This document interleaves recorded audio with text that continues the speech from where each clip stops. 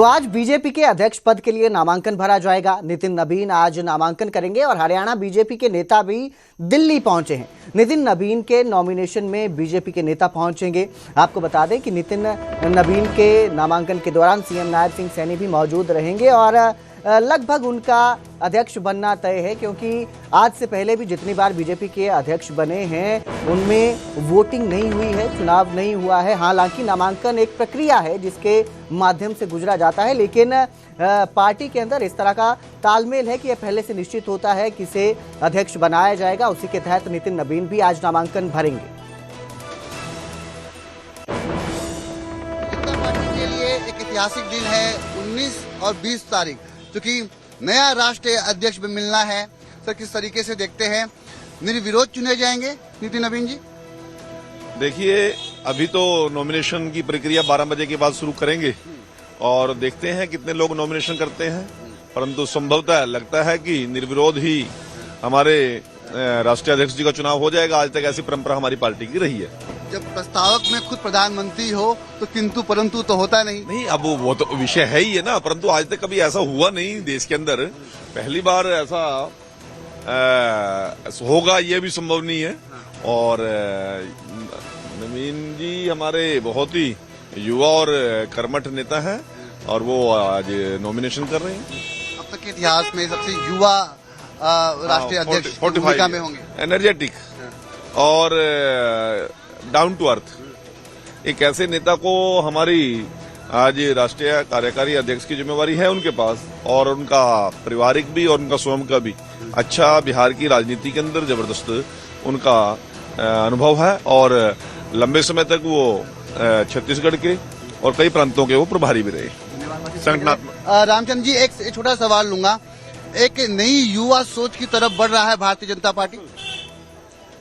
Bharatiya Janata party हमेशा युवाओं का डिमांड देती है, और जिस समय देखिए मोदी जी ने अपना मुख्यमंत्री के तौर पर करियर शुरू कराया, वो भी इतने युवा थे, और आज अध्यक्ष के तौर पर भी युवा को कर रहे हैं। नड्डा जी ने करियर शुरू कराया, तब भी वो भी युवा और ऊर्जावान थे। और इसी तरह युवाओं को आगे बढ़ा के और देश के भविष्य को जो 2047 का संकल्प है उसको पूरा करने के लिए मोदी जी जुटे हैं। आप मौजूद रहेंगे? हाँ, हम सभी हैं, राष्ट्रीय परिषद के सदस्य हैं सभी। सवाल पूछूंगा आपसे कि ये एक फॉर्मेलिटी हो रही है, एक प्रक्रिया पूरी की जा रही है, क्योंकि एक बीजेपी प्रोटोकॉल में पार्टी नेतृत्व का फैसला होता है, और जो पार्टी हमारी पार्टी में बिल्कुल डेमोक्रेसी है। अगर कोई चाहे तो नामांकन भर सकता है, और एक अनुशासन के तौर पर पार्टी जो फैसला लेगी वो ले रहे हैं। मैम, आप क्या कहेंगी? एक नई सोच, एक नई विचारधारा, भारतीय जनता पार्टी को एक नया युवा राष्ट्रीय अध्यक्ष मिलने जा रहा है।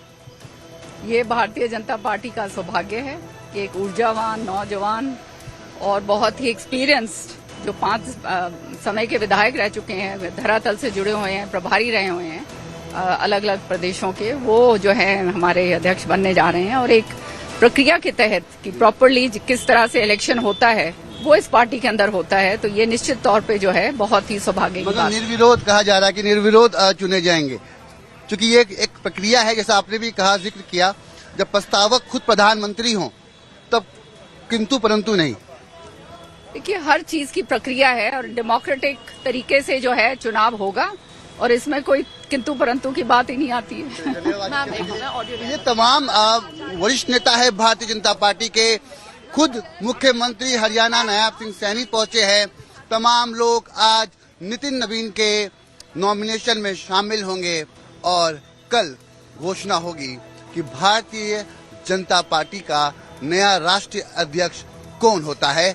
मगर जैसा कि आपने सुना, प्रक्रिया पूरी की जा रही है, नाम सब जानते हैं। नई दिल्ली से कैमरामैन प्रकाश गुप्ता के साथ रवि मिश्रा, न्यूज़ 18। तो वहीं हरियाणा में मनरेगा के नाम को लेकर सरकार और विपक्ष में तर्क तकरार जो है वो बरकरार है। नेता विपक्ष भूपेंद्र सिंह हुड्डा ने एक बार फिर मनरेगा के नाम बदले जाने और योजना में हुए बदलावों को लेकर सरकार को निशाने पर लिया। वहीं मुख्यमंत्री नायब सिंह सैनी ने विपक्ष के आरोपों पर पलटवार किया। नाम चेंज की तो बात नहीं है, उसको जो उसका स्कीम है उसको ही खत्म करने के कदम बढ़ाए हुए हैं। ये सरकार आने के बाद किया ही इन्होंने था कि पिछली बार मनरेगा के हरियाणा में 8 लाख रजिस्टर्ड वर्कर थे और इन्होंने 100 दिन का रोजगार कितने को दिया, 2100 को। और जब रोजगार नहीं दे सकते तो कंपनसेशन देना पड़ता है। कंपनसेशन कितना दिया, एक को भी दिया 5 साल में, नॉट इवन सिंगल। तो ये तो पहले से बना रहे हैं, ये जो गरीब आदमी का मनरेगा में कौन बेनिफिशियरी कौन थे? 90% दलित और बैकवर्ड क्लास के, उनके पेट पे लात मारी। आज ही नहीं आया क्योंकि कांग्रेस को और कांग्रेस के सहयोगी दलों को बड़ी पीड़ा हो रही है। मैं भी हैरान था। मैं हैरान इसलिए था, यहां कांग्रेस के लोग प्रेस कॉन्फ्रेंस के ऊपर बड़े लोग ये बात बोल रहे हैं कि श्रमिकों को खत्म कर दिया है, ये जी राम जी ले आए हैं। और मैं ज्यादा हैरान तो इस बात से हुआ, मैं आज आप लोगों को बताना चाहता हूं, जो कांग्रेस का सहयोगी जो उनके साथ बैठ करके आपस में ठिंगम ठिंगा करते हैं, इंटरनल बैठ करके बातें करते हैं। पंजाब के अंदर आम आदमी की सरकार, उसने सोचा ये तो बड़ा मुद्दा मेरे हाथ लग गया, उसने नहीं किसी से पूछा, उसने क्या करा, एक प्रस्ताव बनाया और विधानसभा बुलाई, विधानसभा के अंदर ले आया, पास कर दिया, कहा जी तो गलत कर दिया। ये आम आदमी सरकार ने किया। मैंने कहा ये प्रस्ताव लेकर के आए, मैंने उसकी कॉपी मंगवाई, मैं कहा इसके अंदर पढ़े तो इसने क्या प्रस्ताव पास किया।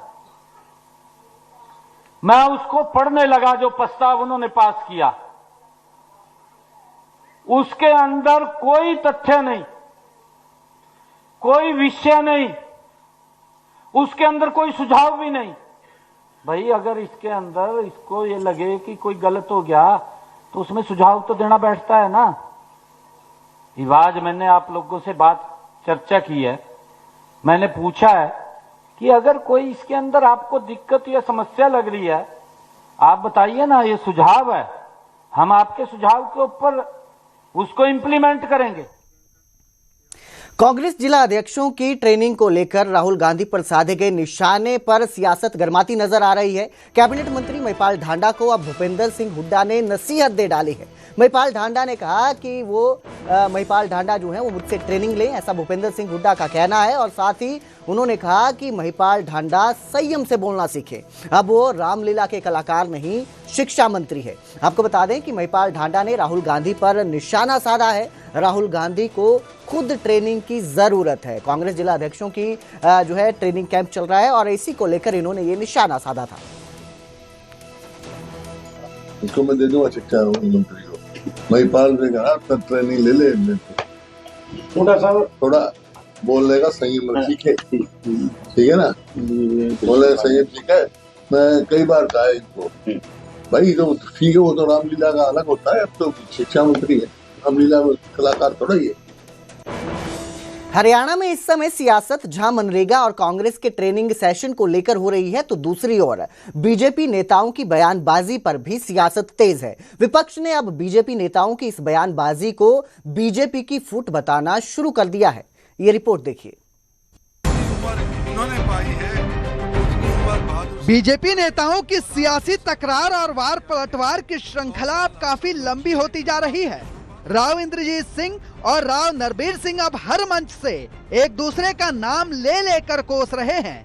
अब तो नौबत यहाँ तक आ गई है कि किसने किसको हराया और कौन किससे जीता, इस पर खुलेआम बहस छिड़ गई है। राजनीतिक इतिहास राव इंद्रजीत सिंह ने ये कहा कि नरबीर सिंह 2009 में चुनाव हारा, चौथे नंबर पर गया। अब मैं आपके द्वारा कहना चाहता हूँ, मेरा तो राजनीतिक जीवन ही राव इंद्रजीत को हरा के शुरू हुआ। वो पहले की बात भूल गए। जब मैं 26 साल का था तब मैं जाटसाना से चुनाव लड़ा और राव इंद्रजीत का आज भी गढ़ है, मैंने वहीं जाकर राव इंद्रजीत को हराया। मेरा पहला चुनाव ही राव इंद्रजीत के खिलाफ शुरू हुआ था। ये वो 2009 से पहले की बात नहीं बताई, 2009 की बता गए, तो मैं याद वाला हूँ, उम्र के तकाजे के हिसाब से भूल गए होंगे। राव नरबीर सिंह पिछले कुछ दिनों से लगातार राव इंद्रजीत सिंह को निशाने पर लिए हुए हैं। वो लगातार राव इंद्रजीत सिंह का नाम लेकर उन्हें कभी नसीहत देते हैं तो कभी सलाह देने की कोशिश करते दिखाई देते हैं। पिछले साल के आखिर में उन्होंने राव इंद्रजीत सिंह का नाम लेकर उन पर बोलना शुरू किया था। तब राव नरबीर सिंह ने कहा था, मैं खिलाफत करता तो राव इंद्रजीत सिंह इस बार गुरुग्राम लोकसभा सीट से चुनाव नहीं जीत पाते, लेकिन उन्होंने मेरी कभी मदद नहीं की। इसके बाद पिछले दिनों ही रेवाड़ी में उन्होंने कहा कि 1 या 5 विधायकों से कोई सीएम नहीं बन जाता।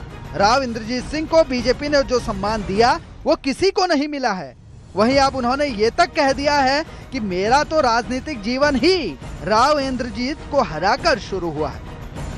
किसी आदमी के एक कहने से वोट नहीं मिलता। पार्टी जब अच्छा काम करती तभी आम जनमानस अपना मानस बनाता कि मैंने इस पार्टी के हक में मतदान करना है, और ये भारतीय जनता पार्टी के काम का ही नतीजा है कि तीसरी बार लोगों ने सरकार बनाई है। ना कोई ऐसी बैगड़ जो आपका आदमी के मन की जो इच्छा होती है वो आदमी व्यक्त करता है, और प्रजातांत्रिक प्रणाली में यही एक तरीका अपनी बात कहने का। अब राव इंद्रजीत सिंह और राव नरबीर सिंह के बीच जारी इस तल्ख बयानबाजी को लेकर विपक्ष भी बीजेपी को घेरना शुरू कर चुका है। कांग्रेस ने इसे बीजेपी की टूट फूट बताते हुए बीजेपी के अनुशासन और एकता पर सवाल उठाए हैं। अपना देखा ना, उसका क्या है, कभी कौन सा महकमा कभी कौन सा महकमा उनका है, टूट फूट तो वही है बीजेपी। तो और मैं क्या कर रहा हूँ, टूटी फूटी बीजेपी। लोग मुझे कह रहे हैं, मैं बता रहा हूँ ये टूटी फूटी है। कहीं साहब कभी मीटिंग में जाते नहीं, कभी कोई कुछ कह रहा है, कोई कुछ कह रहा है।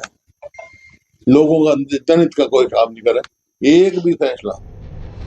राव इंद्रजीत सिंह और राव नरबीर सिंह के बीच यूं तो कई बार बयानबाजी और तल्खी देखने को मिली है, लेकिन ये पहली बार है जब राव नरबीर सिंह इस तरह से back to back Rao Inderjit Singh पर निशाना साध रहे हैं। और उधर राव इंद्रजीत और उनकी बेटी आरती राव की ओर से भी जोरदार पलटवार किए जा रहे हैं। अब देखना यही होगा कि बीजेपी के 2 दिग्गज नेताओं के बीच छिड़ी ये जुबानी जंग कहां जाकर खत्म होती है। Bureau report, news 18 Punjab Haryana. और अब जिक्र करेंगे दिल्ली एनसीआर का, जहां भूकंप के झटके महसूस हुए हैं। 2.8 की तीव्रता से यहां भूकंप आया। उत्तर दिल्ली में भूकंप का केंद्र रहा है, तो जो है झटके महसूस किए गए हैं। 2.8 की तीव्रता का भूकंप आया है दिल्ली एनसीआर में। ये भूकंप के झटके महसूस किए गए हैं, जिसके बाद लोगों में दहशत का माहौल पैदा हो गया। जिस तरह से भूकंप आया था 2.8 की तीव्रता से महसूस हुए उसके झटके, तो लोगों में भी डर पैदा हो गया। तो 2.8 की तीव्रता का ये भूकंप आया, जिसका जो केंद्र है वो उत्तर दिल्ली रहा है। उत्तर दिल्ली केंद्र था इस भूकंप का। जो 2.8 तीव्रता का ये भूकंप आया था, दिल्ली एनसीआर की जो धरती है ये भूकंप के झटकों से हिल चुकी थी।